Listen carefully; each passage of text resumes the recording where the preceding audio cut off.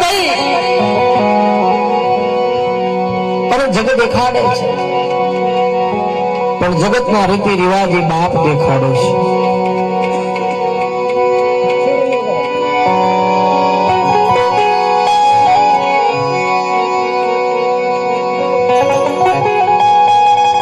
માં કદાચ દુઃખની માલપા હોય,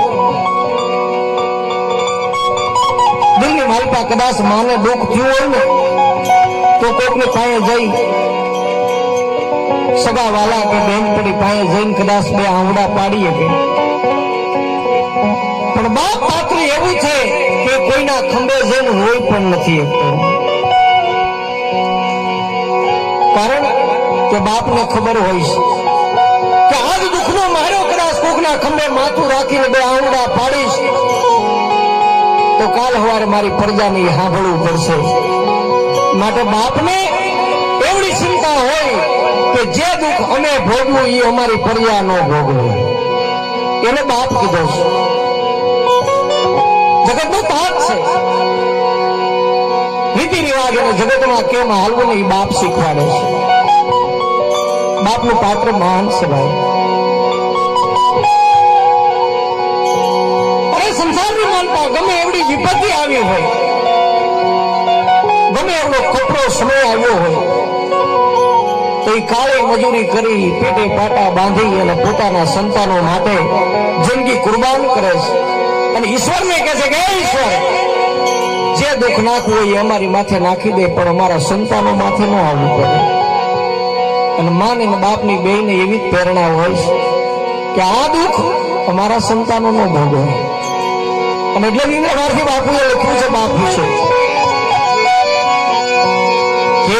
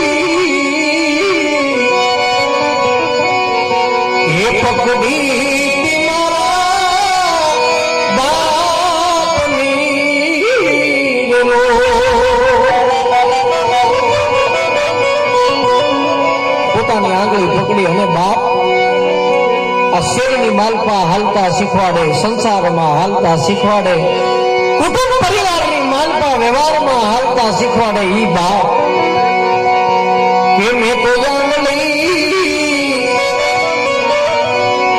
પકડી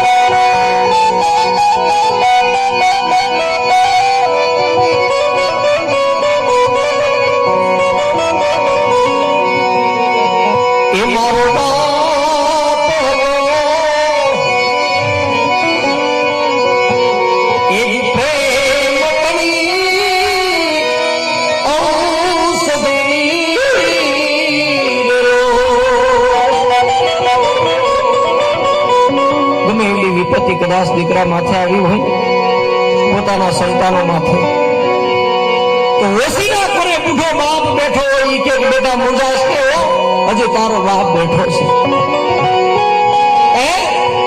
કે આવી દિવાળીઓ અમે બધા ઘણી જોઈ છે ચડતી અને પડતી આવે એમાં મુંજાવાનું ન હોય આનું આમ કરી નાખો ને એટલે હવળું થઈ જાય ઈ બાપ આંગળી ચીંધે બાપ કે મુંજાશ ને જીવ બેઠો છે ગમે એવડી વિપત્તિ આવી હોય ગમે એવડું દુઃખ આવ્યું હોય તો એમાંથી ઉગારી લઈએ બાપ મારા પિતા